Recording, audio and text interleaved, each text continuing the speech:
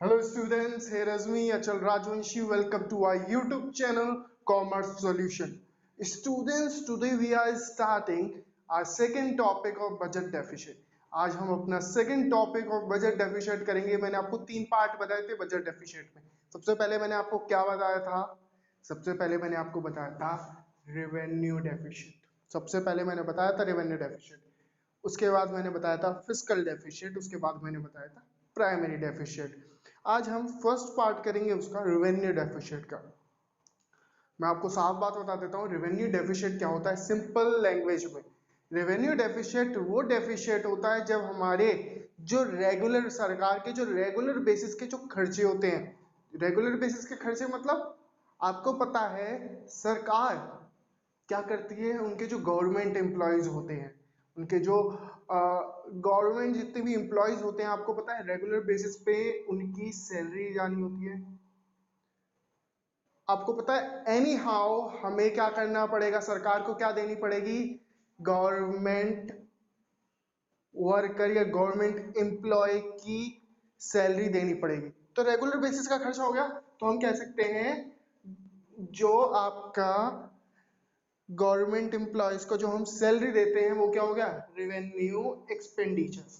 और revenue receipts कौन सी होगी, जो रेगुलर बेसिस के जो रेगुलर बेसिस में जो इनकम आ रही है या जो रेगुलर बेसिस की रिसिप्ट्स आ रही हैं, उन्हें क्या कह देंगे हम, क्या कह देंगे हम, रेवेन्यू रिसिप्ट्स।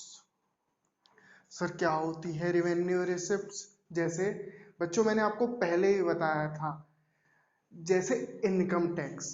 आपको पता है रेगुलर बेसिस पे हमारे रिसिप्ट्स आएंगी, इनकम टैक्स हो गया आपका, एक्साइज ड्यूटी हो गई, जीएसटी हो गई, this is your revenue receipts.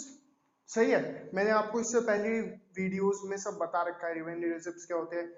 अब जब रेवेन्यू एक्सपेंडिचर जब रेवेन्यू एक्सपेंडिचर हमारा ज्यादा हो जाता है और रेवेन्यू रिसिप्ट्स कम हो जाती है, यानी कि हमारे सरकार क्या कर रही है, सरकार के खर्चे जो रेगुलर बेसिस के खर्चे हैं वो ज्यादा हो रहे हैं और रेगुलर बेसिस के रिसिप्ट्स कम हो रही है, तो वो क्या कहलाएगा, रेवेन्यू डेफिशिएट।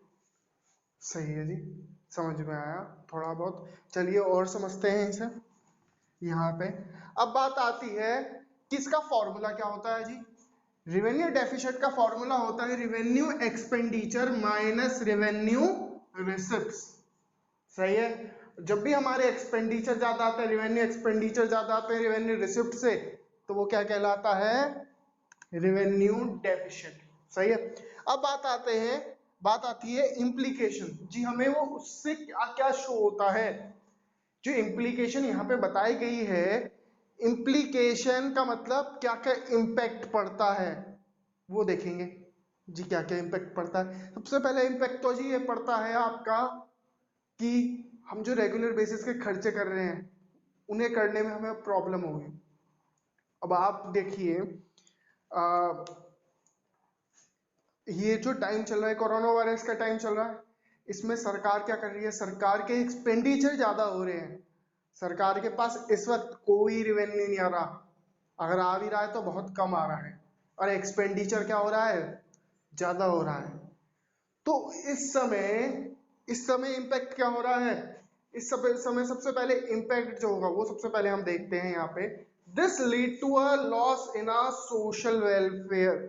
जी सोशल वेलफेयर में कैसे, अगर सरकार के पास क्या है, कम पैसा है, रिसिप्ट्स कम आ रही है और खर्चे ज्यादा हो रहे हैं, सरकार के पास पैसा है ही नहीं, तो सरकार क्या करेगी, सरकार आपको पता है डेली बेसिस पे सब्सिडीज देती है, डेली बेसिस पे खाना बंटवाती है। आपने देखा होगा जितने भी आपके धर्मशाला हो गई सरकार की तरफ से, जितने भी पुअर पर्सन्स हैं या जितने भी पॉवर्टी लाइन के नीचे पर्सन्स हैं, उनको आपको पता है डेली बेसिस पे खाना मिलता है सरकार के द्वारा। तो सरकार अब उन सोशल वेलफेयर को, या जो सोशल वेलफेयर कर रही है सरकार, अब उनमें क्या कर देगी, थोड़ी कटौती कर देगी, क्योंकि सरकार के पास पैसा ही नहीं है। सरकार क्या करती है, अगर सरकार का रेवेन्यू डेफिशिएट हो रहा है तो सरकार अपने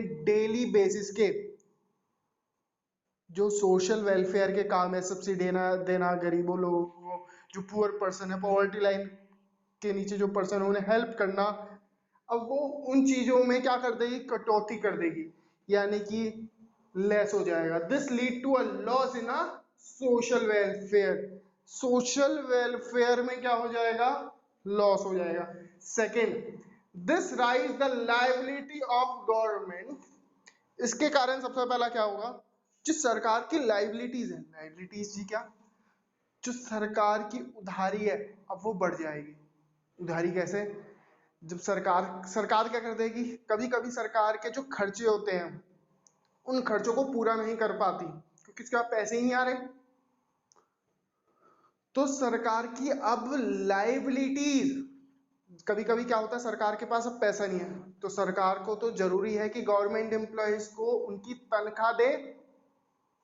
ओल्ड एज, जो भी आपके रिटायर्ड पर्सन है, ओल्ड एज पर्सन जो भी आपके यहाँ बुजुर्ग लोग हैं, उनकी पेंशन आती है।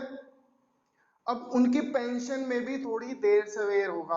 क्यों देर सवेर होगा जी, क्योंकि सरकार के एक्सपेंडिचर वगैरह रिसिप्ट्स क्या आ रही हैं, इनकम कम आ रही है और खर्चे ज्यादा हो रहे हैं। इस कारण सरकार की लायबिलिटीज क्या हो गई, रेज हो गई। फर्स्ट यहाँ पे it's lower the credit worthiness. जी क्रेडिट वर्दीनेस क्या है, सबसे पहले हम ये जानेंगे क्रेडिट वर्दीनेस क्या है। क्रेडिट वर्दीनेस का मतलब क्या होता है, किसी भी व्यक्ति या किसी भी कंट्री की या किसी भी इंडिविजुअल, किसी भी फर्म की क्रेडिट वर्दीनेस का मतलब क्या होता है, उसकी क्रेडिट स्टेटस होता है। क्रेडिट वर्दीनेस का मतलब होता है उसका क्रेडिट स्टेटस होता है। सपोज पाकिस्तान है, पाकिस्तान एक ऐसी कंट्री है जो इंटरेस्ट देने तक के लिए दूसरी कंट्री से क्या ले रही है, पैसे उधार ले रही है सिर्फ इंटरेस्ट देने के लिए। तो वर्ल्ड में उसकी क्रेडिट वर्दीनेस क्या हो गई, या उसके क्रेडिट स्टेटस क्या हो गया, बहुत कम हो गया। क्यों हो गया, क्योंकि पाकिस्तान के एक्सपेंडिचर क्या है, ज्यादा है, और रिसिप्ट क्या है, कम है। इस कारण उसे एक्सपेंडिचर ज्यादा करना पड़ रहा है, और एक्सपेंडिचर करने के लिए वो लोगों से बोरोइंग कर रही है, और बोरो करने की वजह से उसकी जो क्रेडिट स्टेटस है, जो क्रेडिट वर्दीनेस है, वो क्या हो गई, गिर गई और कंट्रियों के सामने। और कंट्री कह रही है चल बेकार है, पाकिस्तान में हम इन्वेस्टमेंट नहीं करते, क्योंकि वो हर कंट्री से तो उधार लेती रहती है। तो हर कंट्री को अपनी क्रेडिट वर्दीनेस मेंटेन करना बहुत ही जरूरी होता है। तीसरा पॉइंट हमारा आ जाता है बच्चों, मैं आपको इसमें बताना चाहता हूँ, ये इम्पैक्ट होते हैं, क्या क्या इम्पैक्ट पड़ते हैं। इम्प्लीकेशन का मतलब क्या होता है, क्या क्या इम्पैक्ट होते हैं, क्या क्या शो करता है रेवेन्यू डेफिसिट। थर्ड पॉइंट हम आ जाते हैं, compared for disinvestment selling it's ownership. क्या इन्होंने कहा है कि जो सरकार है, सरकार बहुत सारी कंट्रीज, बहुत सारी कंपनीज के, एमएनसी मल्टीनेशनल कंपनीज के शेयर खरीद के रखती है। अपनी इन्वेस्टमेंट बहुत सारी ऐसी कंपनियों में, सरकारी कंपनियों में करके रखती है, पब्लिक कंपनीज में करके रखती है, जिसके शेयर्स बहुत वैल्यू रखते हैं।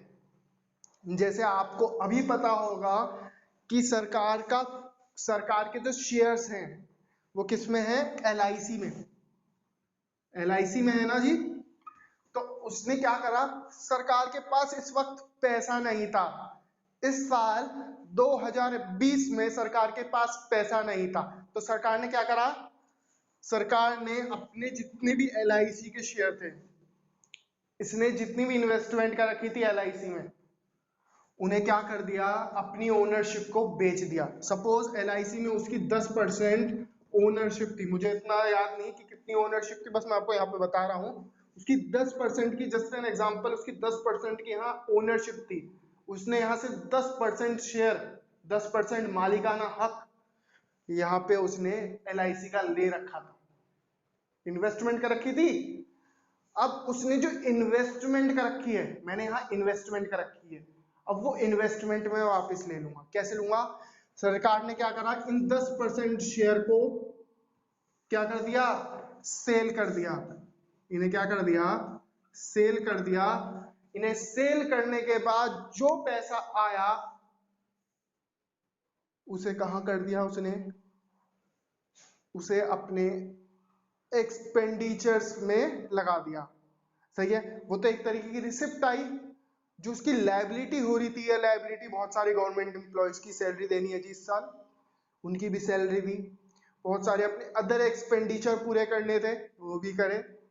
क्यों कर पाई, क्योंकि उसने अपने LIC के 10% शेयर्स को सेल आउट कर दिया। कहां सेल आउट करा है, कहीं पे भी, पब्लिक में, प्राइवेट कंपनीज को, कहीं पे भी सेल आउट कर दिया उसने। दूसरा आ जाता है जी डिस सेविंग। यार डिस सेविंग क्या है जी, अब आपको पता है सेविंग का मतलब क्या होता है, पैसे बचाना। सेव करना का मतलब क्या होता है, आपके पेरेंट्स भी कहते होंगे कि आप पैसे सेव करिए। अगर आपको 100 रुपये मिलते होंगे तो 100 रुपये में से आप 60 रुपये खर्च करते होंगे और 40 रुपये सेव कर लेते होंगे। ये ह्यूमन बिहेवियर है कि हम जितने पैसे मिलते हैं सारे के सारे पैसे खर्च नहीं करते, और बचे हुए पैसों को क्या कर लेते हैं, सेव करके रख लेते हैं, बचा के रख लेते हैं। डिस सेविंग का मतलब क्या हो जाएगा, डिस सेविंग का मतलब होगा, क्या होगा, जो हमने सेविंग कर रखी थी उस सेविंग को खत्म कर देना, सेविंग को खत्म। I hope this video is clear to you. Thank you so much.